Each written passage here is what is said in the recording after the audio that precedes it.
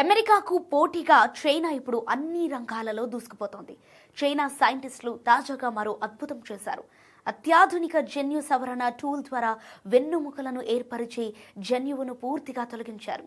ఈ మార్పు చేపల మాంసంలో ఉన్న ముళ్లను నిర్మూలించింది. దీని ద్వారా భోజన పరంగా చేపను సురక్షితంగా సౌకర్యవంతంగా వాడవచ్చు. గిబెల్ కార్ప్ అనే చేపపై ఈ ప్రయోగం చేశారు. ఈ జెనోమిక్ మార్పు చేపల రుచి, ఆరోగ్యం, పెరుగుదల లేదా ఈత సామర్థ్యంపై ఎలాంటి ప్రతికూల ప్రభావం చూపలేదు. సో ఈ సాంకేతిక భవిష్యత్తుతో చేపల ఉత్పత్తిని సులభతరం చేసి ఎముకలు లేని చేప భోజనాన్ని అందించగలదని పరిశోధకులు అంటున్నారు.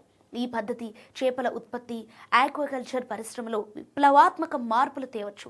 భోజన భద్రతను పెంచుతుంది, కస్టమర్లకు ఎక్కువ సౌకర్యం ఇస్తుంది. అంతేకాక పరిశోధకులు దీన్ని వాణిజ్య స్థాయిలో ఉత్పత్తి చేయడానికి మార్గాలను పరిశీలిస్తున్నారు. భవిష్యత్తులో ఈ ఎముక లేని చేపలు గ్లోబల్ ఫుడ్ మార్కెట్లో అందుబాటులోకి రానుందని భోజన ప్రియులు భయం లేకుండా చేపలను ఆస్వాదించగలదని ఆశిస్తున్నారు.